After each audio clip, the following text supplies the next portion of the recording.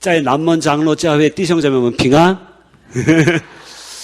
제가 중국말로 인사를 드렸는데 이게 말씀 뭐냐면 남문 장로교회 성도님들 주 안에서 평안하십니까? 짜이 주리면 빙한? 빙한이란 말은 평안이란 말인데 사실은 비슷하죠. 한국말하고 인사말입니다. 짜이 주리면 빙한? 여러분 한번 따라해 보실래요? 빙한? 평안, 빙한. 발음이 비슷할 겁니다. 그래서 사실 저는 중국말을 한국에서 배운 적도 없고 중국어 학원 가본 적도 없이 대만에 갔습니다. 그것이 12년 됐죠. 12년 됐는데 지금은 이제 중국말로 설교하고 중국말로 이제 대화뿐만 아니라 이런 거 살 수 있는 것이 하나님의 은혜라는 생각이 듭니다. 기적입니다, 사실은. 사실은 저같이 어눌한 사람을 하나님이 쓰셔서 대만에 가서 2003년에 제가 여기서 2월 달에 파송 예배, 그 당시에는 한정국 선교사님이 제 합신 총무로 계셨을 텐데 그때 여기서 파송 예배를 드리고 갔던 기억이 생생합니다. 그래서 벌써 12년째 사역을 하고 있고요. 지금 아내랑 우리 아들이 여기 와 앉아 있습니다. 그래서 이번에는 바울 선교회가 7월 13일부터 전주에서 있습니다. 그래서 일주일 동안 전주 그 바울 선교회 참석을 위해서 잠시 귀국했습니다.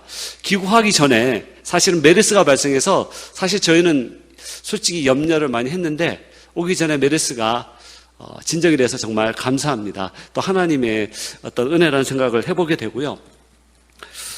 제가 오늘 이 본문 말씀을 통해서 여러분과 나누고 싶은 것은 그당 사도 바울이 복음을 전했던 아테네와 이 대만의 영적 상황이 너무도 비슷하기 때문에 제가 말씀을 준비하면서 이 말씀을 전하게 됐습니다.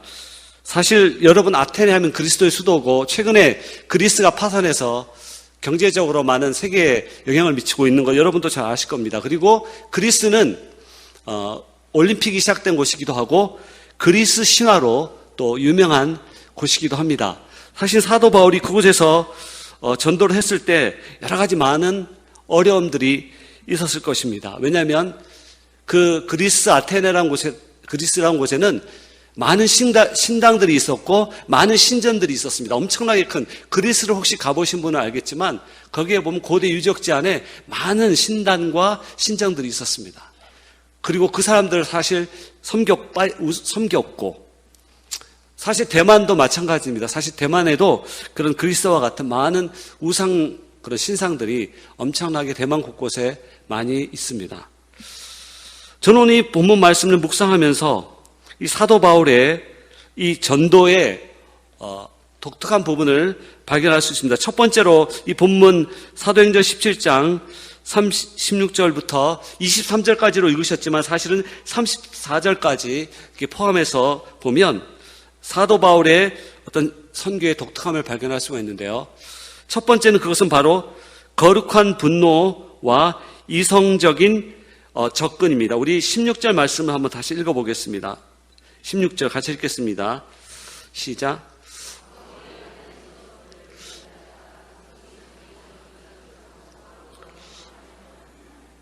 사도 바울이 그곳에서 전도를 했을 때 처음에 본 곳이 바로 우상이 가득한 것을 보고 마음에 격분하여,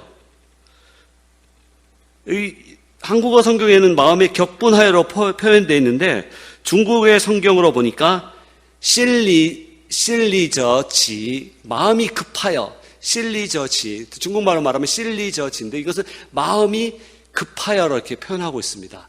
다시 말하면 사도 바울은 그 우상 숭배에 대한 분노하는 마음, 그렇게 많은 가짜 신들을 섬기는 것을 보면서 그 마음에 분노가 일어났지만 그 분노의 배경에는 그 그리스에 있는 사람들, 영혼들을 향한 사랑 때문에 그 영혼들이 가짜 신을 섬기면서 죽어가야 하는 그런 모습을 보면서 그 마음 안에 급한 마음이 들었다는 것이죠. 저는 이것을 거룩한 분노로 표현해 봤는데 사실은 대만에 저희들이 도착했을 때도 그 대만의 많은 신당들을 보고 또 집집마다, 대만은 사실은 가정마다 빨간불이 켜져 있어가지고 저희는 처음에는 그 빨간불이 무엇인지 잘 몰랐는데 물어보니까 집집마다 제단이 있더라고요. 빨간불, 이게 집에서 제사 지내는 그런 불들이 집집마다 켜져 있었습니다. 그래서 저희는 한국에는 빨간 십자가인데 대만에는 빨간 제단들이 사실은 집집마다 있는 것을 보고 제 안에 참 분노도 사실 사도 바울과 같은 그런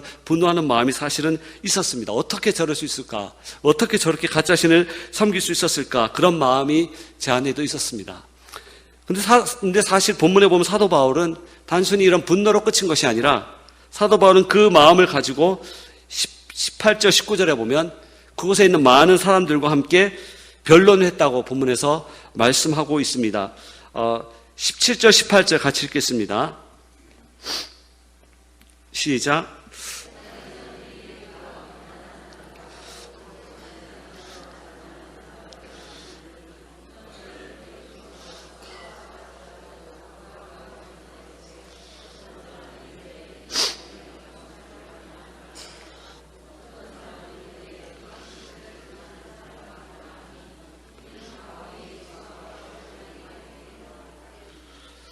사도 바울은 그리스의 그런 상황을 보면서 단순히 분노한 것으로 끝인 것이 아니라 이성적인 접근이라고 표현했는데 사실은 사도 바울은 로마 시민권을 가진 자였기 때문에 사실 유대인이지만 그러나 로마 시민권을 가지고 있을 정도로 로마의 헬라 그리스 철학에 대해서 정통하고 있었고 그 문화를 익숙하게 알고 있었기 때문에 사도 바울은 자신의 그런 것들을 가지고 철학자들과 함께 예수의 복음을 전하면서 토론을 했던 것을 볼 수가 있습니다. 사실은 이런 이성적인 접근을 통해서 사도 바울은 회당에서는 유대인들과 그리고 밖에 시장 같은 데서 사람들이 많이 모이는 시장에서는 복음을 가지고 그곳에 있는 많은 사람들과 함께 복음을 전하면서 토론과 변론을 했던 것을 볼 수가 있습니다.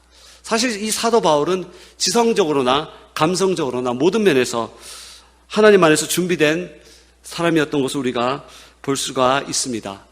사실 사도 바울이 이렇게 철학자들과 함께 토론할 수 있었던 것은 사도 바울이 로마 시민권을 가진 자로서 그 당시 그리스 헬라 문화와 철학을 잘 알고 있었기 때문에 그들과 대화할 수 있었던 것이죠. 사실은 선교는 다른 것이 아니라 현지 문화를 잘 이해하고 현지인들의 필요와 그들의 상황을 잘 아는 것임을 저희는 선교지에 있으면서 점점 깨닫게 되었습니다. 대만이란 문화, 대만이란 나라에 대해서 저희들이 알아나가면서 사실 어떻게 이들에게 복음을 전해야 될지 저희들이 조금씩 배워나가기 시작했습니다. 사실은 그래서 저는 2005년도에 사실은 2003년도에 대만에 들어가서 언어 공부, 천공다쉐라고 성공대학이라는 곳에서 언어 공부를 했고요. 2년 동안 언어 공부를 마친 다음에 제가 2005년도에 까오숑의 고흥시에 있는 성광전슈회위원이라고 성광신학교에 가서 언어는 잘 안 되지만 대만의 민간 신앙이라는 데에서 한 과목을 들은 적이 있습니다. 왜냐하면 대만의 이 우상 숭배 문화가 왜 형성됐고 이것이 왜 이렇게 강한지 그것을 이해하기 위해서 그곳에 가서 한 학기 동안 민간 신앙에 대해서 들으면서 배우면서 왜 대만 사람들이 그렇게 우상 숭배를 심하게 하고 왜 집집마다 그렇게 사당이 있는지 그 이유와 원인들을 제가 알기 시작했습니다. 사실은 이러한 것들이 저에게 대만 선교에 있어서 굉장히 많은 도움이 되었습니다. 사실은 이 대만과 그리스도의 공통점이 있다고 한다면 처음에도 말씀드렸듯이 다신론 문화, 종교 혼합주의 그리고 각종 신당이 곳곳에 퍼져 있다는 이 면에서는 대만과 그리스가 참 비슷한 점이 많습니다. 대만에 제가 듣기로는 대만에도 크고 작은 신당이 25,000개, 그러니까 그것은 공식 등록한 게 25,000개고요. 만약에 등록하지 않은 것까지 포함하면 사찰 이런 사당이 3만에서 4만 개 정도 되고 반면에 교회는 4,500개. 그러니까 사실은 엄청나게 교회가 적고 이런 사찰과 사당수가 많죠. 사실은 이런 영적 전쟁이 굉장히 치열하기 때문에 사실은 저희 선교사들이 참 쉽지가 않습니다. 그럼에도 불구하고 하나님 은혜로 이런 것들을 저희들이 대만의 문화를 이해하고 알아가면서 어떻게 그들에게 접근해야 하는지 사도 바울도 자신이 배웠던 그런 것을 가지고 그들에게 다가가서 복음을 전하면서 그들과 변론했던 것처럼 저희들도 이런 현지 문화를 알아가면서 이들에게 어떻게 효율적으로 복음을 전해야 될지 저희들도 지금 배워가고 있고 또 조금씩 그런 것들을 선교지에서 적용해가고 있습니다. 사랑하는 성도 여러분, 사실은 대만뿐만 아니라 모든 선교지에서 선교사들이 제일 처음 사역에서 제일 중요한 것이 이런 부분들이에요. 사실 그래서 선교지 문화를 이해하고 선교지 언어를 배우고 또 그것들을 익숙해지도록 열심히 훈련하는 이 과정을 통해서 선교지에서 어떻게 효율적으로 복음을 전할지 배워가고 있습니다.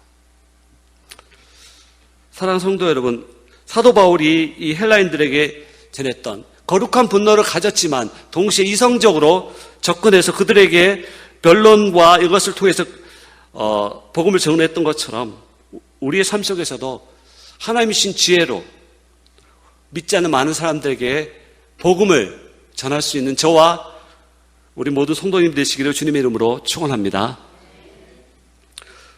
두 번째로 사도 바울의 선교에 두 가지 중요한 요소가 있습니다.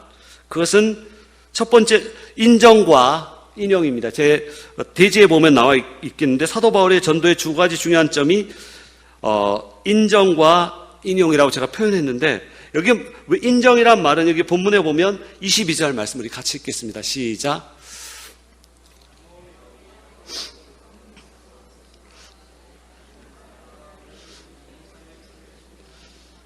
(23절도) 같이 읽겠습니다.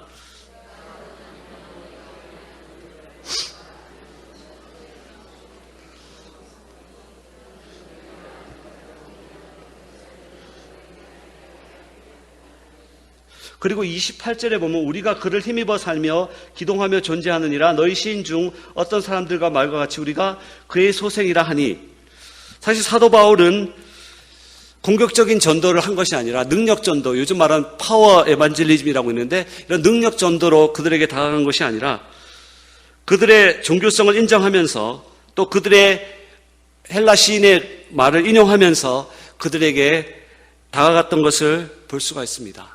사실 사도 바울은 우상이 가득한 것으로 인하여 마음에 거룩한 분노가 일어났지만 그것을 가지고 그들과 싸운 것이 아니라 그들과 대립하고 갈등을 일으킨 것이 아니라 오히려 그것을 뛰어넘어서 이성적으로 접근했을 뿐만 아니라 그들의 종교성을 인정하면서 복음을 증거하기 시작했습니다. 22절에 보면 아레바고 가운데 서서 말하되 아덴 사람들아 너희를 보니 범사의 종교성이 많도다.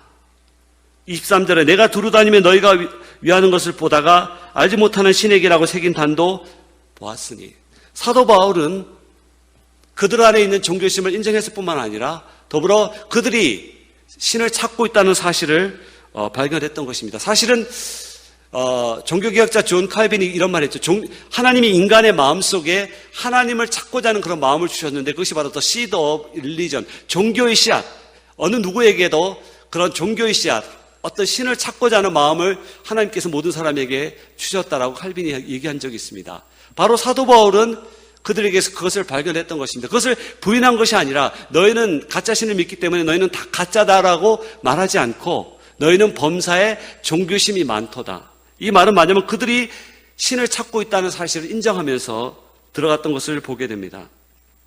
사실 이 종교심은 어떤 하나님을 만날 수 있는 중요한 하나의 통로가 될 수가 있다는 것입니다. 그러나 사실은 인간이 전적으로 부패했기 때문에 인간의 힘으로는 참된 신을 찾을 수 없기 때문에 결국 많은 사람들이 가짜 신을 섬기거나 자기들이 원하는 신을 만들어내고 있는 것입니다. 왜냐하면 성령의 조명하심을 받지 못했기 때문에 결국 그런 인간들은 우상을 섬기거나 아니면 가짜 신을 계속해서 만들어내고 있는 것입니다. 사도 바울은 바로 그것을 알고 있었기 때문에 그것을 인정하면서도 그것을 접촉점으로 해서 뒷부분에 가면 이 복음의 핵심을 계속해서 전하는 것을 볼 수가 있습니다. 그래서 27절과 28절에서도 헬라 문화에 정통했던 사도 바울로서는 이런 말을 하기가 쉬웠을 것입니다. 그래서 사도 바울은 그들이 관심을 끌만한 주제를 이끌어내면서 기독교와 공통점이 있어 보이는 주제를 통해서 복음의 접촉점을 찾기 시작합니다.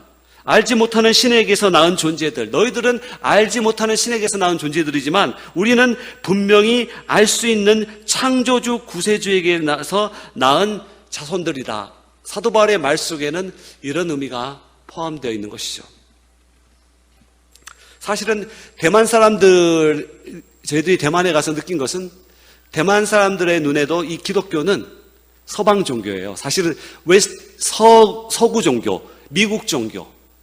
그러니까 그것을 기독교를 서구 종교로 이렇게 동일시하고 있더라고요.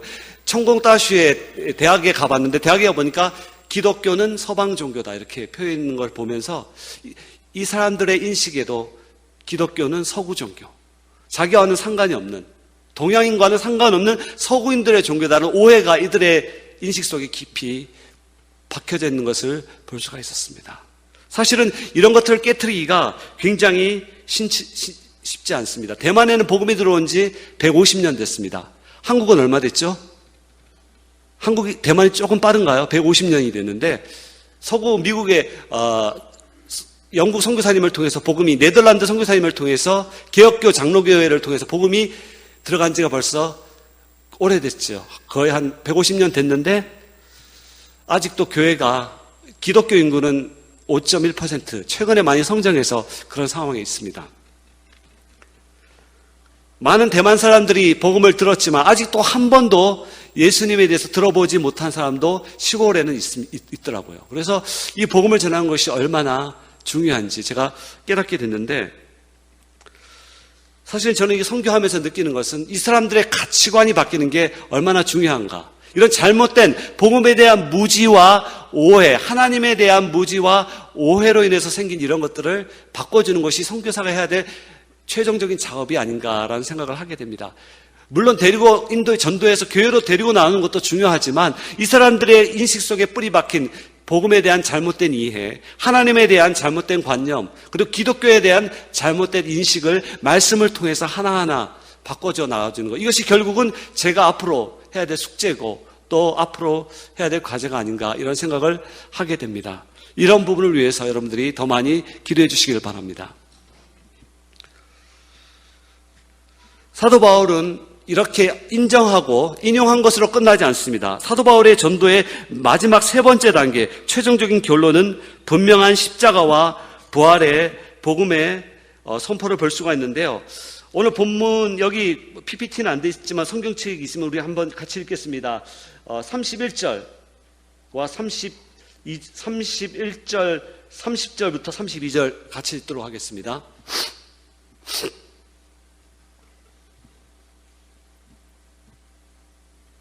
(30절부터) 사도행전 17장 30절부터 31절입니다. 시작.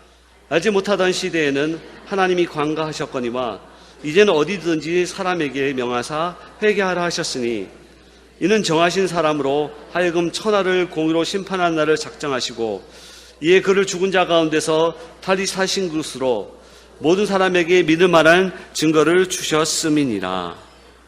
사도 바울은 헬라인들과 변증하거나 토론한 것으로 만족하지 않았습니다.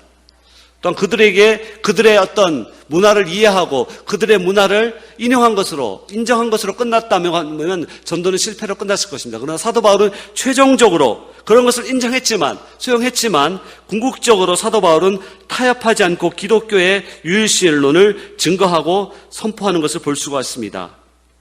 바로 그리스도인들이 믿고 있는 그 신관과 다른 기독교의 유일신, 이 개념을 분명히 그들에게 이 복음을 통해서 증거하고 있는 것을 볼 수가 있습니다. 24절에도 보면은 이런 말씀입니다. 우주와 그 가운데 있는 만물을 지신 하나님께서는 천지의 주제이시니 손으로 지은 전에 계시지 아니하고 또 무엇이 부정한 것처럼 사람의 손으로 섬김을 받으시는 것이 아니니 이는 만민에게 생명과 호흡과 만물을 친히 주시는 이심이니라.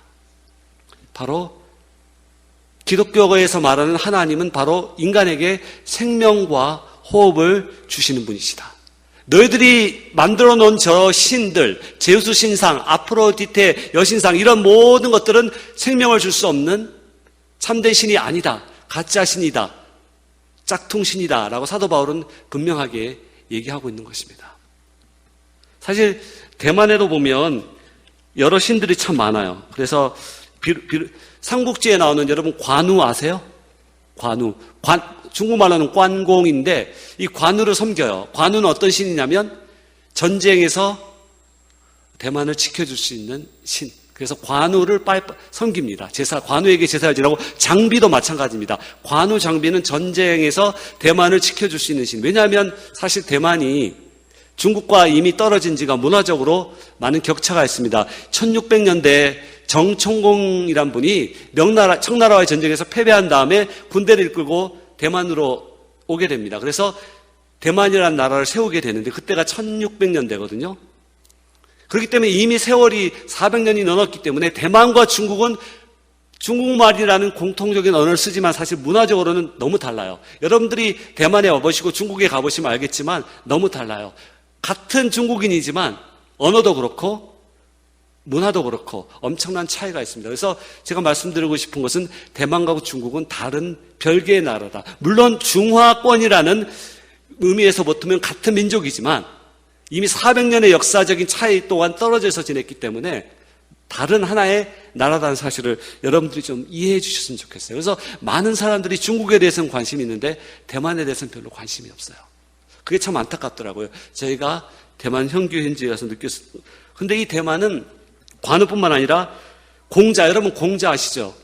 대만에는 콩즈미아오라고 있는데 공자묘가 있는데 이 대만 사람들의 눈에는 공자가 지혜를 주는 신이라고 생각하기 때문에 시험 때만 되면 학생들, 중고등학생들, 초등학생들, 선생님이 그들을 데리고 공자묘에 가서 공자한테 제사를 지내요. 학생들이 전부 다 제사를 지냅니다. 왜냐하면 공자한테 이렇게 절하면 시험 합격하고 지혜를 준다고 생각하기 때문에 공자를 섬깁니다.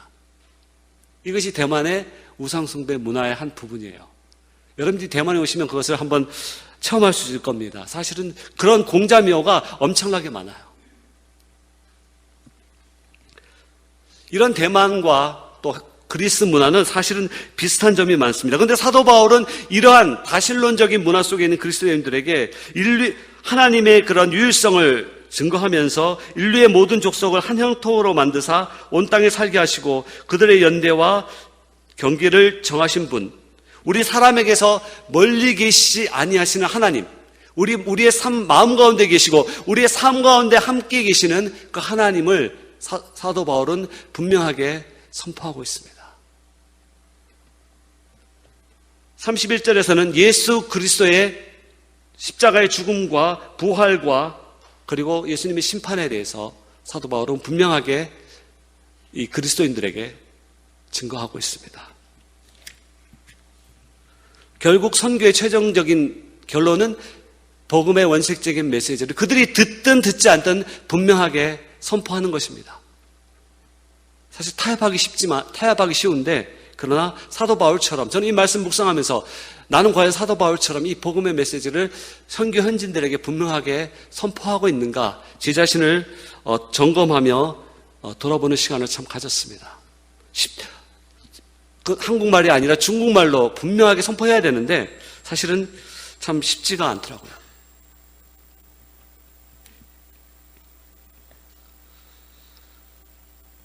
대만에는 각종 우상들이 일본도 많다고 하지만 사실 대만도 굉장히 우상들이 많이 있습니다. 어떤 경우에 보면 대만의 그 절 안에 보면 여러 가지 이제 관우 신상, 공자 신상 그 중에 예수님도 조그맣게 해가지고 그 안에 들어가 있더라고요. 그러니까 예수님 신상이 그 여러 미아오 안에 있는데 그들의 눈에 볼 때는 예수님도 여러 신들 중에 하나라고 생각하기 때문에 예수님의 신상 마리아 조그만 그런 신상도 그 미아오 안에 놓여 있더라고요. 여러 신상들에 섞여서. 사실 그들의 눈에 비친 예수님은 결국은 여러 신들 중에 하나, 아직도 참된 하나님이심을 깨닫지 못하는, 그래서 그런 우상들을 아직도 섬기고 있는 대만 사람들을 위해서 여러분 기도해 주시기 바랍니다. 그들이 참된 하나님, 사도 바울이 오늘 본문에서 전했던 우리에게 생명과 호흡을 주신 하나님, 말도 하지 못하고 듣지도 못하고 움직이지도 못하고 못하는 그런 가짜 신들을 여전히 자신들을 보호해주고 생명을 줄 수 있는 것처럼 생각하며 섬기는 이 대만 사람들을 위해서 여러분들이 기도가 절실히 필요합니다.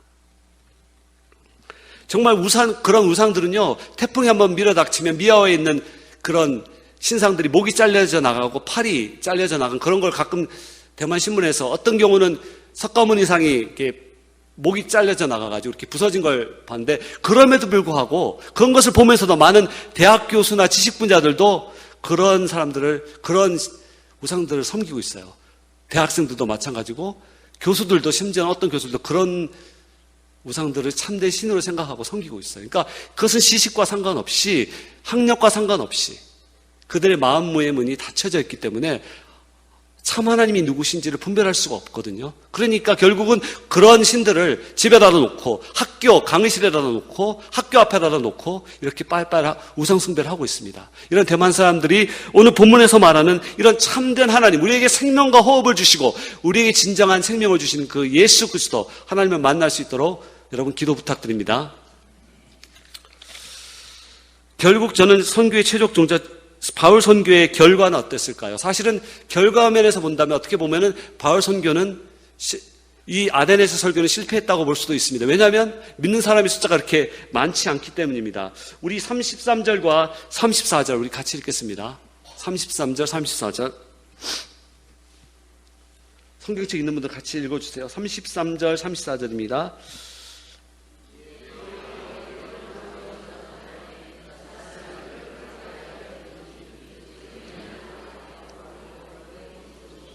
다마리아라 하는 여자와 또 다른 사람들도 있었더라.